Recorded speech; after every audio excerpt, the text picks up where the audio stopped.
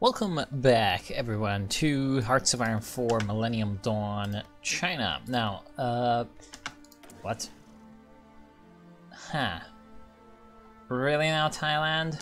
Really now? Anyway, that aside, see, it's gonna be seamless to everyone that's watching. Also, we're gonna need to talk about the focuses that I just did over here. It's going to not look, again, anything too strong. Perhaps we should do this a bit later. No, we should do this now. We should do this now. And there's a reason for it. Anyway, so I'm sure it's not going to look really strange to any of you right now, but Nanjing. Give me civilian factories in that, and I guess in Guangdong. Yeah, excellent. But there's actually been like a week and a half from the time I recorded the last session to the one I'm doing right now. So yeah. I'm gonna have to get a little bit back into the whole groove. Anyway, and right now, obviously the like the beta that I'm playing, the beta version technically is not supposed to exist anymore. Although when you download the files, the files go on your computer, and so you can still play it. Even though the beta is over, I can still play Millennium Dawn. Anyway, the Islamic Republic of Iran wants to conduct military exercises with us. That's quite awesome because they joined SCO. Also, for some reason, the Russians joined back in. I'm not sure exactly if that's a bug or if it's all that good. Oh, wait. What? They were back in the last time I was playing.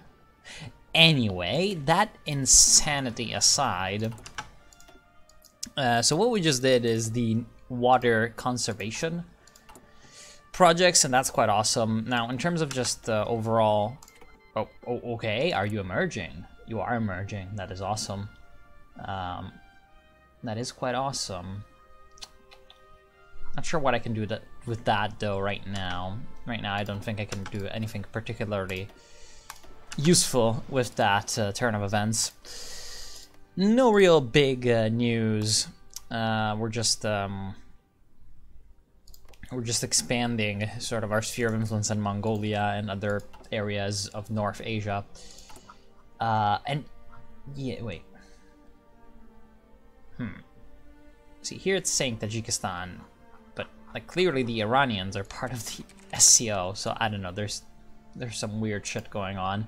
Also, WA State wants a bailout. Obviously fucking WA State over here with Bao Youxiang wants a bailout. That might give me, 68%. That is sort of almost enough to get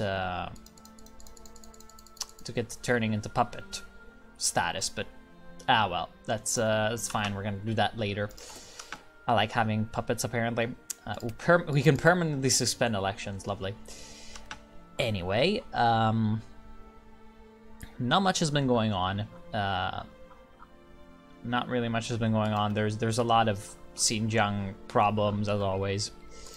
And yeah, as you can see, SCO. Oh, that's probably why I couldn't see anything, because of the SCO joint. Yeah, there we go. Now we can see everything because we were holding joint exercises with everyone. So now these are all the countries that are in, which is hilarious because Pakistan and Iran are in, and well, they don't exactly like each other IRL, but whatever. And yeah, the Russians joined again. I don't understand, even though we pissed them off like a bunch.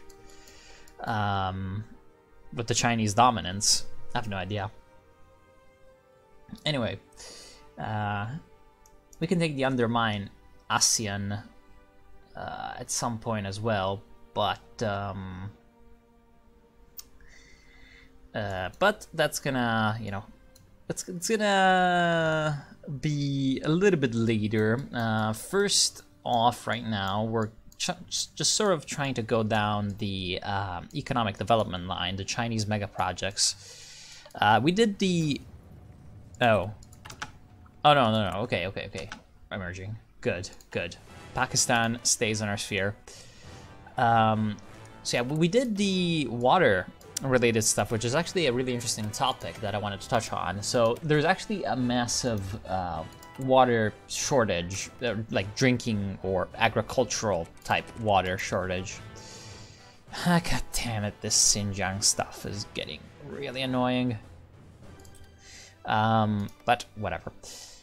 And basically, like North China is like really arid, despite having like, you know, a huge portion of the world's population and a pretty good portion of China's agricultural land. It actually has some of the lowest water per capita levels of the whole world in terms of fresh water. Like the Yellow River, this big river that you can see over here, is like has like 10% less water. Oh shit!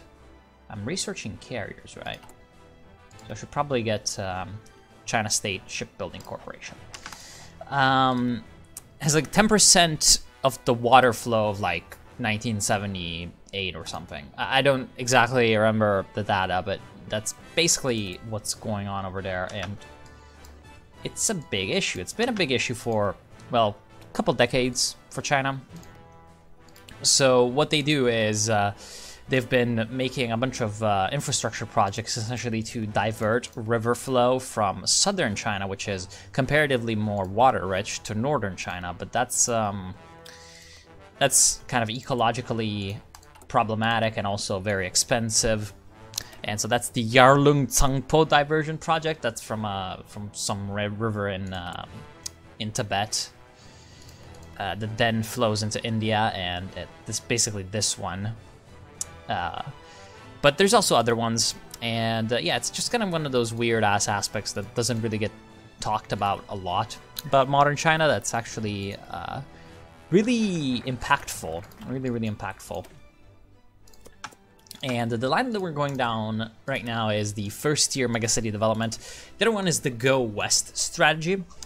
Now, the first-tier megacity development just means basically going in hard on developing China's most important centers called first-tier cities. Like every Chinese city is classified in different tiers for administrative purposes and for sort of economic like data. Although that system is not like really, man, I'm getting a lot of these. That system is not exactly incredibly transparent, and so I'm gonna have to buy some oil from Saudi Arabia or whatever. Actually, do I want to buy it from Saudi Arabia or maybe from the Russians? If we buy it from the Russians, they're gonna like us more. Oh shit. Yeah, we need to utilize this well because this is gonna give us, for a very limited amount of time, a lot of civilian construction speed, so that's pretty good. And essentially, yeah, they're ranked into different tiers. Now, again, the ranking system, how it works, isn't really transparent, so different people say different things about these, but like first-tier cities are essentially Beijing, Tianjin, Shanghai, some say Wuhan, some say Chongqing, and down here, Guangzhou and Shenzhen pretty much are the ones that get cited most of the time. Then there's second-tier cities, which would be something like Chengdu or Fuzhou down here, and probably Nanjing too.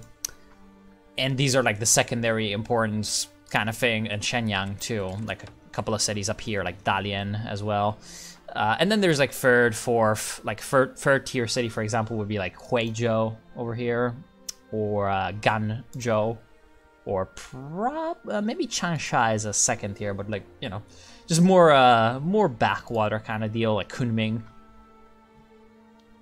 So yeah, that's kind of a weird thing about like the Chinese like city hub, really. See, like here it's talking about like the Chinese coastline is characterized by sprawling metropolitan areas with tens of millions of inhabitants. It's not only in the coast, but they're mostly around the coast, and yeah, they're often grouped into megacities, aka like more than one city put together, and then it cites the Pearl River megalopolis, which is basically like part of a project that the Chinese government is pushing forward called the Greater Bay Area for the essentially integration of all the urban area. Ooh. Oh wow, that was a lot of money. Shit, I should have looked. Fuck. We have just gone into quite a bit of debt to bail out these fucking Venezuelans. Give us a naval base, you bitch. Now that's gonna... Yo, I've got submarines. We're gonna station some submarines on the Western Hemisphere. Now, in real life, this is not a good idea. But this is Hearts of Iron 4, and so this is hilarious. Also, interesting. But we've just gotten into like fucking insane massive debt. We paid $130 billion, which is 10% of our previous debt, which was like $1,200 billion. Jesus fucking Christ, for these Venezuelan pigs. Anyway, ooh, should probably upgrade our interventionism. Should probably do that. Ooh, actually, we need to lower our corruption, right? I remember. We really need to lower our corruption because that is nasty. We're gonna really need to take these Xinjiang focuses, are we?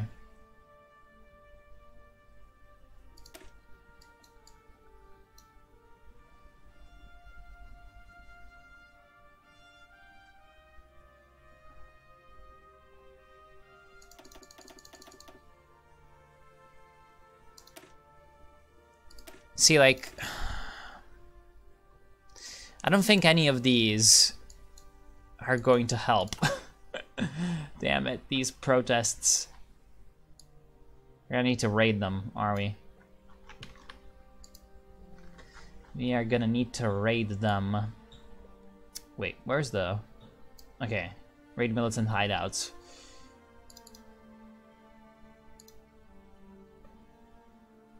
Or maybe let's try to increase the opinion.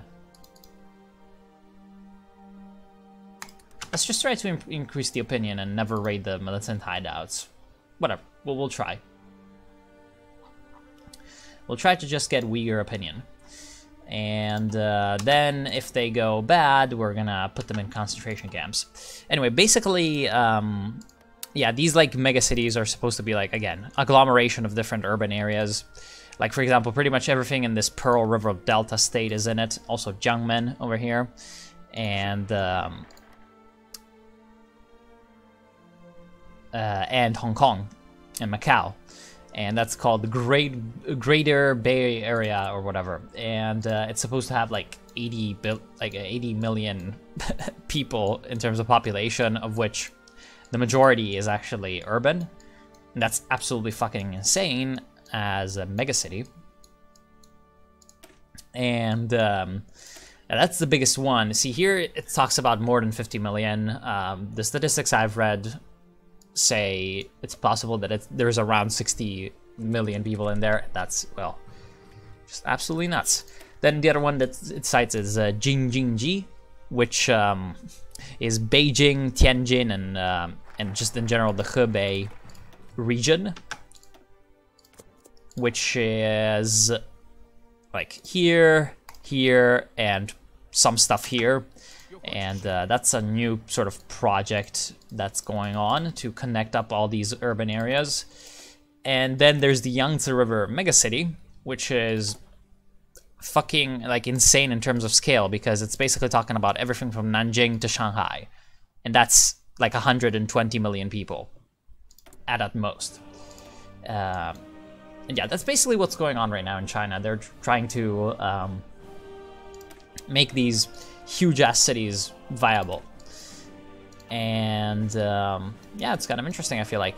Now, the other option that you have is the Go West strategy, which actually, you know, makes the Uyghurs happy. So we didn't go it. And actually, we didn't go it because this gives civilian industry improvements. And, you know, civilian industry is cool. Right. The license production. Civilian industry is pretty cool. And yeah, then it even gives you more more civilian factories when you go down the line, although only quote unquote only 7 civilian factories in addition. So yeah, that's better than nothing. Now Go West is a real thing that the Chinese did. It was called the Great Western Development Project, which was launched in 2000, and it was basically about essentially like developing this sort of interior regions. And yeah, that's also another thing that's ongoing right now. But it was like the big project of Hu Jintao. If you remember this guy, this is pretty much his like sort of pet thing. And as a result, basically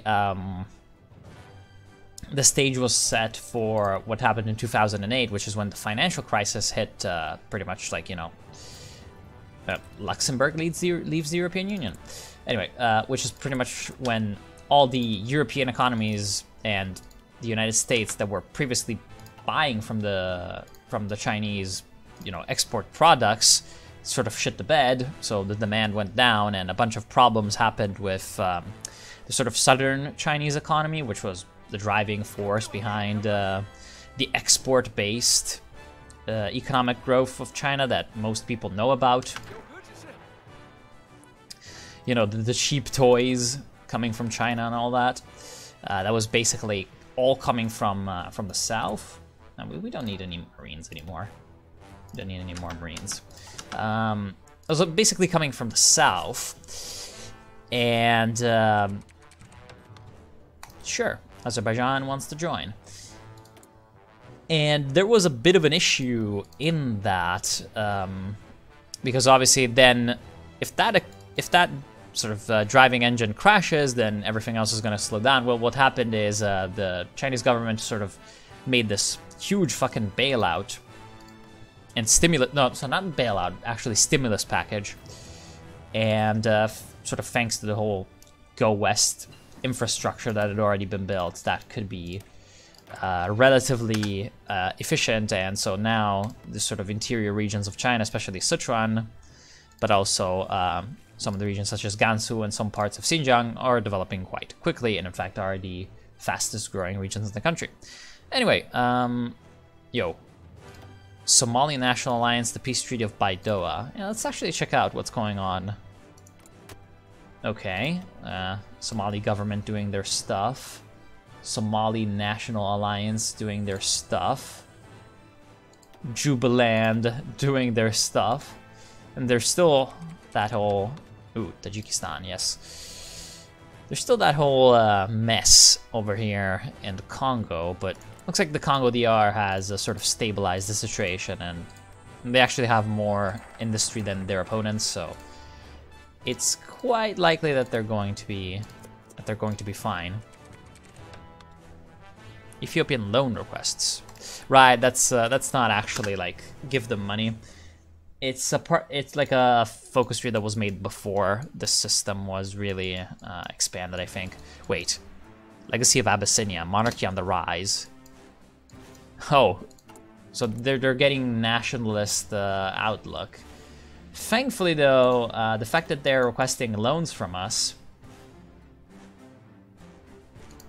is granting us Chinese influence over them, which means that emerging outlook, so the Ethiopian People's Revolutionary Democratic Front is going to be stronger. That's pretty good. Now, in other news, brother, we must fight the MPLA. But yeah, the MPLA looks like they're gonna win. Come, brothers, we must fight the MPLA. Is not gonna happen this time. Oh, we still got the fast growth. We should probably upgrade to economic boom. Oh, but that costs like a ton of fucking dollars. Big dollar cash money. Ooh, we are... What the fuck is that expenditure? Why are we expending more? I don't know why we're expending more. I'm gonna need to figure this out. But yeah, other than that, stuff's going on in the EU, but nothing really all too important. Oh, whoa, interesting. This guy's a bit of an interesting person. Let's just say that. Yeah, that's pretty much that. So I'll see you all in a little bit when the interest is happened.